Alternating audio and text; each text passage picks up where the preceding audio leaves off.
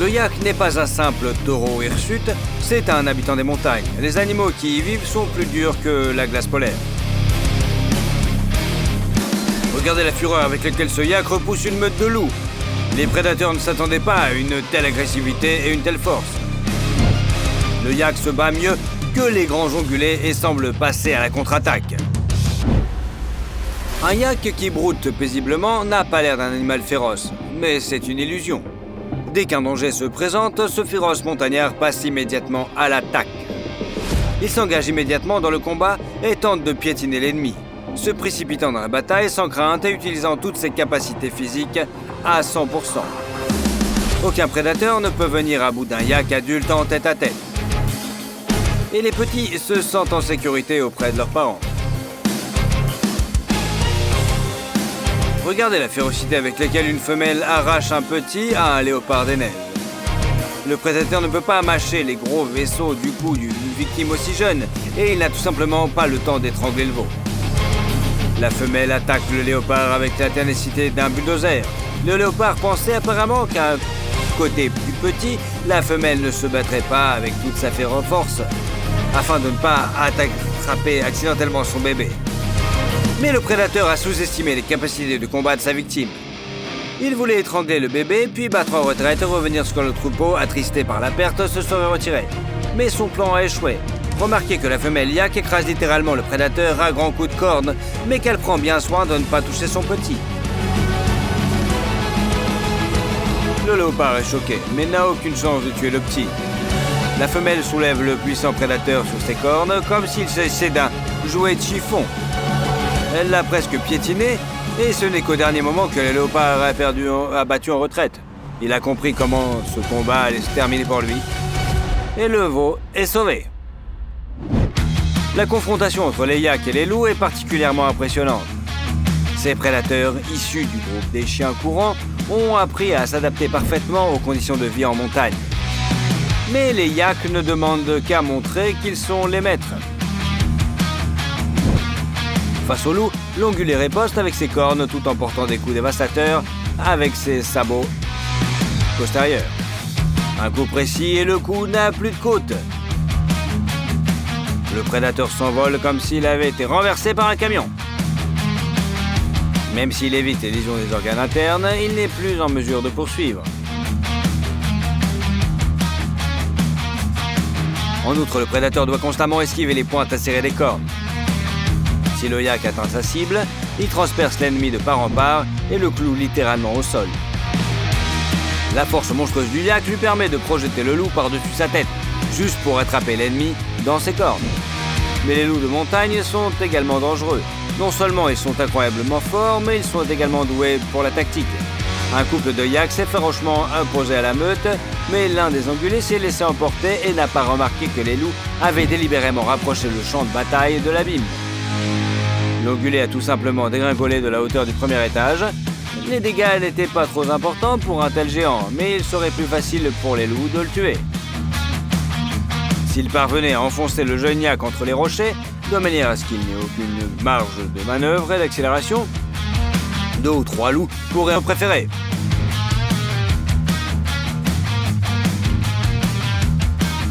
Il existe dans le monde des populations de yaks entièrement sauvages, mais aussi des yaks domestiques.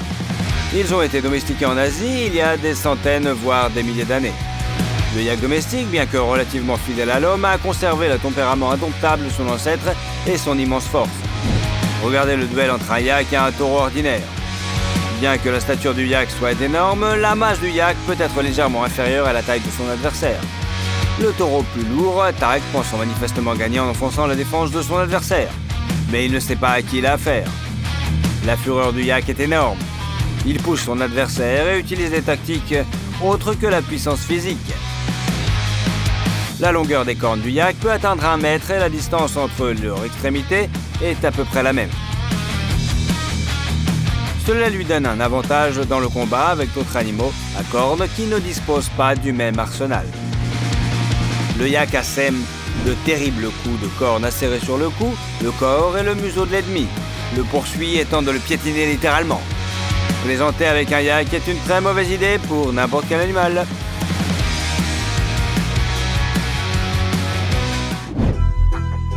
Le yak est un taureau exceptionnellement montagneux et qui vit dans l'Himalaya à des altitudes incroyables depuis des milliers d'années. Le yak est parfaitement adapté au climat de haute altitude. Il est protégé du froid par un épais pelage frisé très long et l'animal possède également de grands poumons et un cœur volumineux, ce qui l'aide dans les endroits où l'oxygène est rare. Il possède une grande force qui lui permet d'ignorer les tentatives des loups pour l'abattre, de soulever d'autres ongulés de poids comparables sur leurs cornes, de piétiner ses ennemis et de les disperser comme le vent disperse les feuilles mortes. Mais dans les plaines, les choses se gâtent. Le yak n'a pratiquement pas de glande sudoripale, qui est son corps n'est donc pas adapté à la thermorégulation dans les plaines. Il est intéressant de noter, pour une raison inconnue, le yak sauvage ne tolère pas les lieux et les pâturages aménagés par l'homme. Alors qu'en Asie du Sud-Est, les buffles domestiques coexistent pacifiquement avec leurs congénères sauvages, créant même parfois des troupeaux et des familles mixtes, le yak sauvage et le yak domestique se croisent rarement. Et c'est tant mieux. Voyez-vous comment se termine le conflit entre les yaks domestiques et les yaks sauvages. Les rivaux semblent égaux, mais l'air de la montagne a manifestement un effet dopant sur les bêtes. Le yak sauvage roule sur son lointain parent domestique et lui assène une série de coups écrasants. La défense de l'ongulé domestique est froissée comme du papier sous la pression d'un rouleau. Mais le duel entre les deux animaux à cornes domestiquées ressemble à un combat entre adversaires égaux. Or, ils ne sont rien inférieurs à leurs congénères sauvages. Regardez la puissance d'attaque frénétique du yak. Il ne se contente pas de faire reculer son adversaire. Le yak le plus fort remarque des irrégularités et des trous dans son dos. L'animal le plus fort le pousse délibérément à cet endroit pour le déséquilibrer. Les combats de yak domestiques se terminent rarement de manière fatale pour l'un des combattants, mais dans la rage, les animaux peuvent se blesser très gravement l'un l'autre. L'un des habitants les plus célèbres et les plus mystérieux des montagnes est le léopard des neiges. Ce prédateur est d'une agilité incroyable, même pour un félin. Regardez comme il vole littéralement d'un rocher à l'autre en poursuivant les ongulés. Comme les autres panthères, le léopard est capable de sprints relativement courts, mais en quelques minutes, le prédateur couvre d'énormes distances.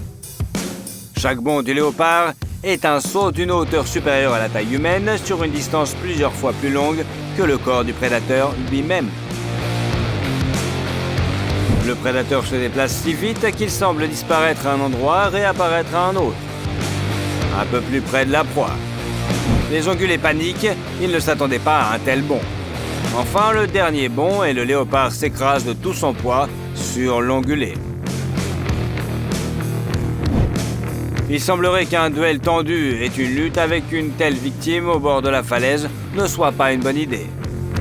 Et en effet, les deux animaux se sont effondrés. Mais il ne faut pas sous-estimer la panthère des neiges. Cette chute fait partie de la tactique de chasse du prédateur. Ce n'est pas une erreur. Étonnamment, la panthère des neiges peut survivre à une chute de la hauteur du 3e ou du 4e étage directement sur des rochers tranchants grâce à son agilité extraordinaire. Voici une autre confirmation de la blague sur la fluidité des chats. Il faut rendre hommage aux ongulés qui, la plupart du temps, peuvent aussi survivre à une chute aussi vertigineuse. Mais pendant le combat, le léopard frappe son adversaire plusieurs fois sur les rochers, endommage ses membres et prend l'avantage. Lorsque la victime est épuisée, le léopard n'a plus qu'à lui sauter à la gorge et la serrer avec ses crocs. Pendant la poursuite, les animaux tombent bien au-dessous du troupeau de l'herbivore, si bien que personne n'a le temps de lui venir en aide. Cette tactique est très risquée. La moindre erreur, une patte mal placée ou un banal échec, et le léopard subit des dommages critiques. Dans son cas, une patte fracturée est pour lui une issue fatale de la chasse. Le léopard doit se battre avec sa proie, contrôler sa chute et surveiller chaque pierre en même temps. Et pour cela, il n'a absolument pas le vertige. D'accord, même en regardant une telle chute à travers l'écran, on se sent déjà mal à l'aise. On a l'impression qu'on va avoir le vertige. Mais le chat est si courageux qu'il garde son sang-froid et sa concentration maximale, même pendant le combat avec un ongulé plus gros que lui, qui est en train de tomber de la falaise. Le léopard chasse les ongulés les plus courageux et les plus agiles, les chèvres des montagnes et les béliers qui parviennent à s'accrocher aux corniches les plus étroites, les plus pointues et les plus petites, à marcher le long de falaises abruptes et à maintenir un point important sur la pointe de leurs sabots. Ces herbivores sont invulnérables aux autres prédateurs.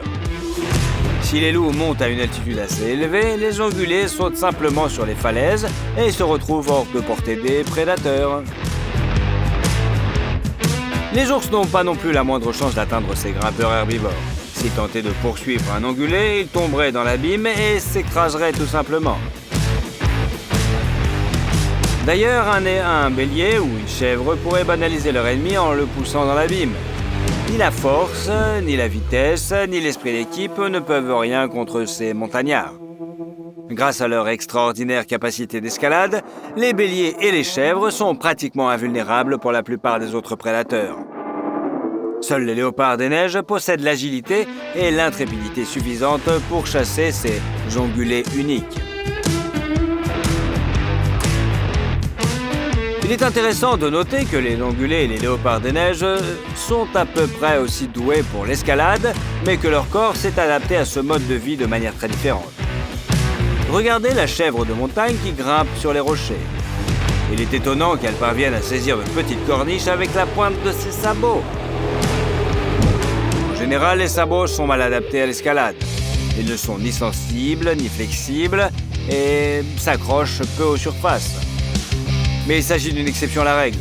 Une chèvre de montagne peut littéralement se coller à un rocher escarpé et le longer avec aisance sur des corniches et des pierres si petites que son sabot n'y entre même pas complètement.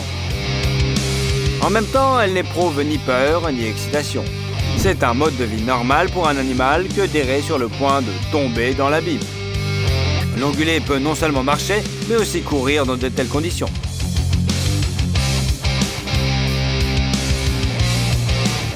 La panthère des neiges est adaptée à l'escalade des rochers de manière différente.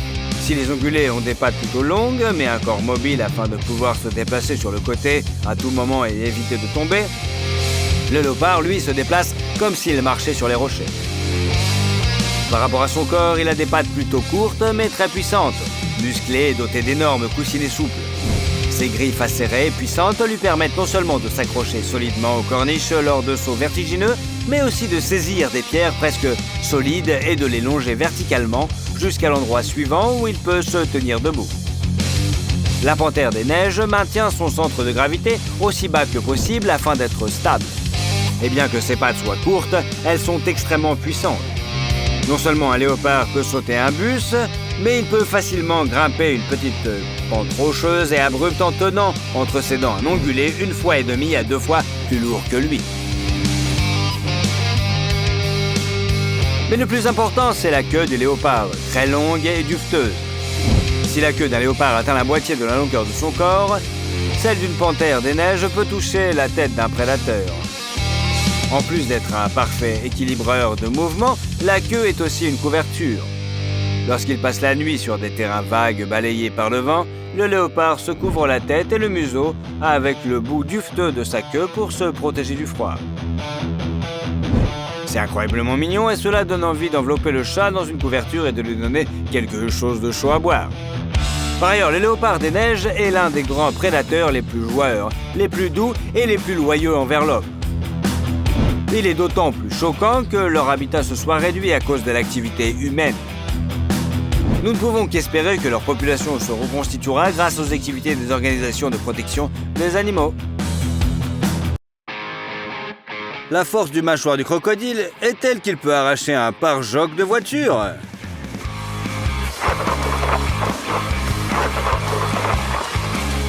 Mais même un prédateur aussi dangereux peut se tromper de proie. Aujourd'hui, il s'est attaqué à la mauvaise personne.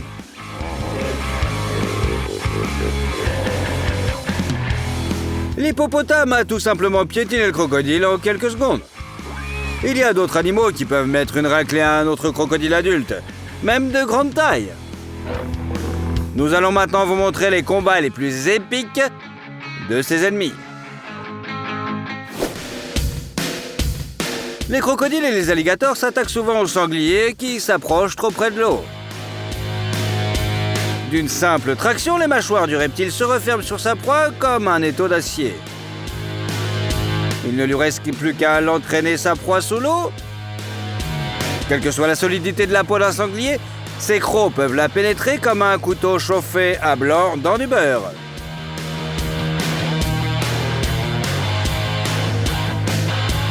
Mais ce crocodile a manifestement surestimé sa force. A priori, le choix de sa proie est correct. Ce reptile est encore jeune. Il a donc choisi de s'attaquer à des petits plutôt qu'à des adultes. Mais en fait, il s'agit d'une grave erreur. Le crocodile avait manifestement sous-estimé son instinct parental. Les sangliers ont attaqué le crocodile des deux côtés. Ils foncent puissamment sur l'ennemi, tentent de pénétrer ses écailles avec leurs crocs, le mordent et le projettent au loin. Bien que le reptile soit une fois et demie plus grosse que lui, les sangliers ne l'arrêtent pas. Le crocodile ne s'attendait certainement pas à une opposition aussi féroce.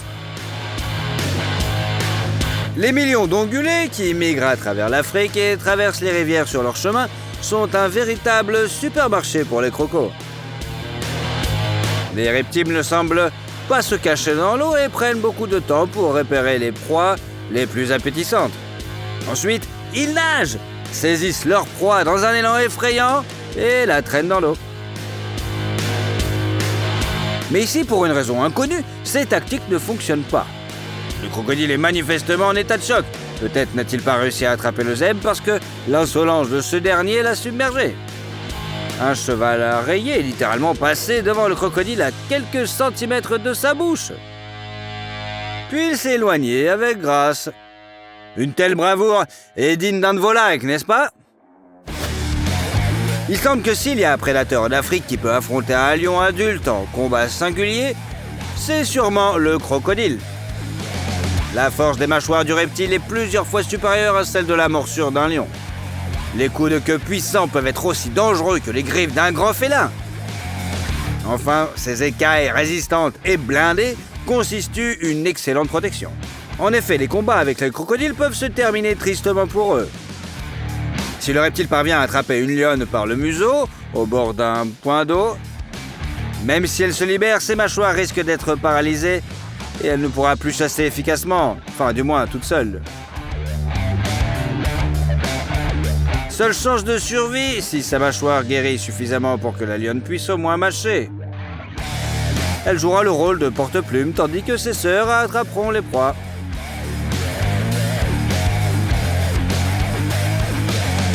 Mais c'est une grave erreur de se frotter au lion, même pour un monstre comme le croco. La plupart des combats entre ses rivaux se terminent par la victoire du roi des animaux.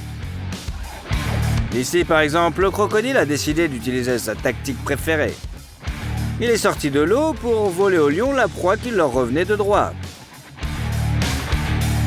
Voler une troupe entière, c'était plutôt courageux, non? Mais affoler les lions n'est pas la même chose que d'effrayer un troupeau de zèbres ou d'antilopes. Les prédateurs ont été surpris par l'audace du lézard envahi par la végétation et le mâle principal a alors décidé de régler le conflit par lui-même. Il s'est approché du bord de l'eau.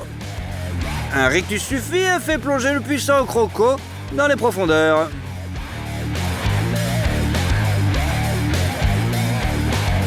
Ici, le crocodile ne s'est pas laissé intimider. Et c'est dommage pour lui, lorsque les lions ont compris que le reptile ne reculerait pas, ils l'ont attaqué tous ensemble. Bien que le reptile soit énorme et très fort, il n'a pas la vitesse de réaction nécessaire pour résister à la grêle de coups qui l'assaillent de toutes parts. Les lions ne permettent pas au crocodile de se concentrer sur un seul adversaire. Lorsque le reptile tente de saisir l'un de ses ennemis avec sa mâchoire, il reçoit un coup de patte écrasant qui ne transperce peut-être pas immédiatement l'armure, mais qui déséquilibre le crocodile et le projette sur le côté. Les lions ont ainsi assommé l'ennemi et aucun des félins prédateurs n'a été blessé. La seule chose qui pouvait sauver le crocodile était une retraite rapide dans les profondeurs. Ce n'est pas le seul cas de ce genre. Ici, le crocodile a dû littéralement s'enfuir dans l'eau. Paniqué, pour empêcher les lions d'atteindre le ventre moins protégé du reptile.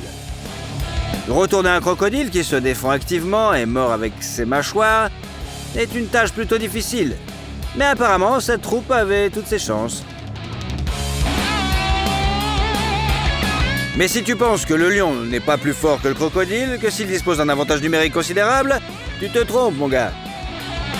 Ces lions essayaient de traverser un plan d'eau à la nage et ignoraient qu'un crocodile adulte et puissant y vivait. Le reptile semble être sûr de gagner dans son élément. Il prend l'avantage, il nage par en dessous, frappe de façon inattendue et rapide, attrape et tente de noyer le gros lion. Mais sous-estimer les lions est une grave erreur. Ces mâles se sont révélés suffisamment forts pour repousser un crocodile adulte, même dans l'eau. De plus, les lions n'ont pas paniqué, même s'ils ne voyaient pas l'ennemi et ne s'attendaient pas à une attaque. Ils ont pu réagir et repousser l'attaque, ce qui leur a permis non seulement de s'échapper, mais aussi d'éviter d'être gravement blessés. Le crocodile, quant à lui, après plusieurs coups de pattes greffues, a dû regretter d'être entré en contact avec eux. Cette lionne avait remarqué que le crocodile s'approchait dangereusement du jeune lionceau. Les liens familiaux sont très développés chez les lions, car la femelle n'a même pas pris le temps de constituer une équipe de soutien. Elle s'est jetée sur le crocodile pour l'éloigner de son cousin inexpérimenté.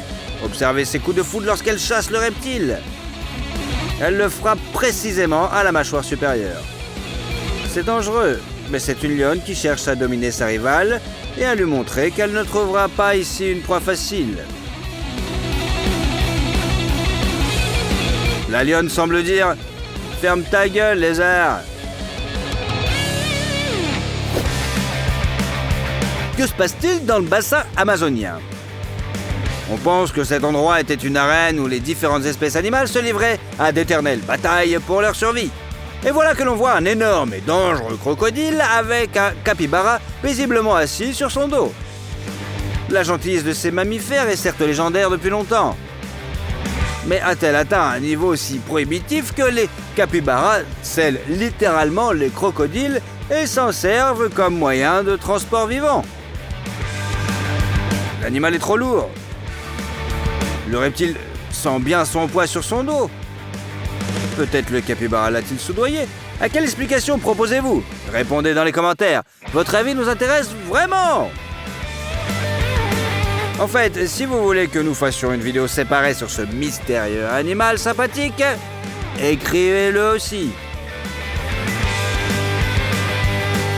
Bien sûr, vous pourrez dire qu'il s'agit d'infos, mais alors, qu'en diriez-vous ? Regarde ça.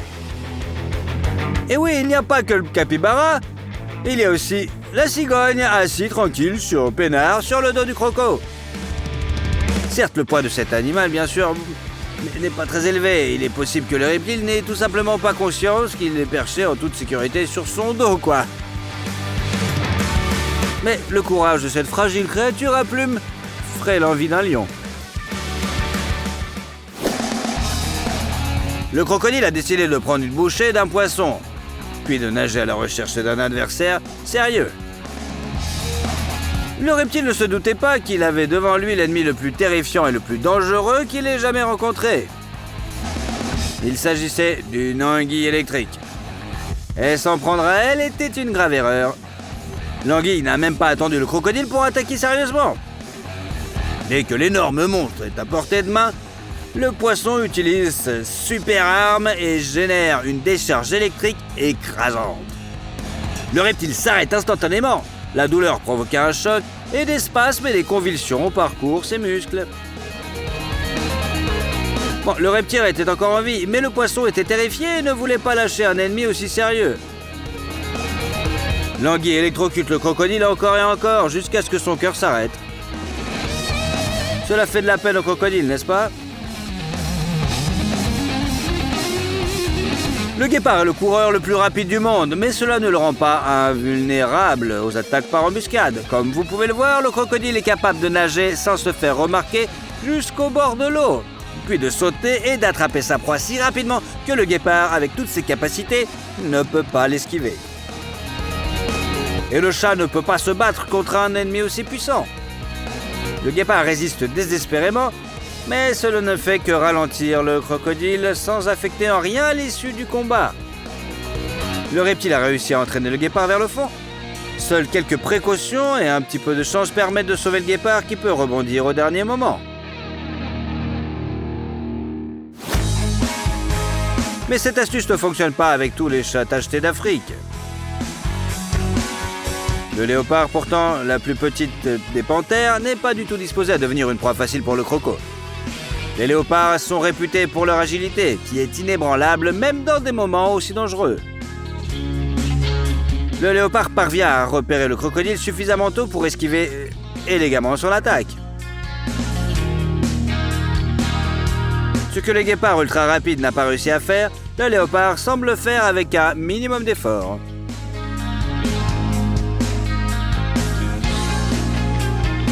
Mais ce n'est pas tout. Le léopard est l'un des rares prédateurs à être aussi audacieux et téméraire, ou imprudent, pour voler de la nourriture au crocodile. Ce léopard a trouvé de nuit un reptile qui était en train de dîner. Aucun autre animal n'est capable d'un tel exploit. Le léopard a arraché sa proie de la bouche d'un crocodile adulte. Le reptile arrache des morceaux de sa proie et les avale un par un. Ici, le crocodile a manifestement surestimé sa force et s'est couché la gueule pleine. Peut-être le reptile voulait-il garder de la nourriture pour le matin. Quoi qu'il en soit, le léopard s'est approché de lui et lui a littéralement arraché la bouffe de la bouche. Peut-être est-ce dû au fait que les crocodiles sont des animaux à sang froid. La température de leur corps est la même que celle de leur environnement. Lors des nuits froides, leur température baisse et ils deviennent léthargiques, lents comme le paresseux du dessin animé. Vous voyez, vous vous rappelez de lui? Bliss Bliss, vitesse sans limite. Peut-être que le crocodile était simplement en train de dormir et que le léopard, grâce à sa précision, a pris la viande sans jamais toucher le reptile. Ou alors le crocodile a été tellement choqué par l'impudence inattendue du bandit tacheté qu'il a été désorienté et n'a rien pu faire. Et toi, t'en penses quoi? Dis-le dans les commentaires. Ou pas.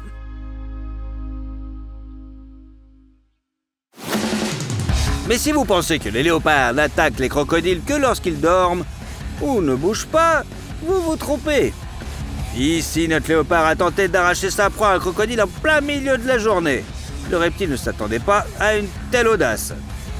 Le léopard descend la rive escarpée et se retrouve directement face au croco, qui est en meilleure position pour attaquer à tout moment. Mais la confiance du léopard est justifiée. Chaque fois que le crocodile attaque, le chat rebondit en un clin d'œil. Il vole littéralement jusqu'au sommet de la berge et redescend. Le pauvre crocodile n'a manifestement pas l'occasion de dîner en paix.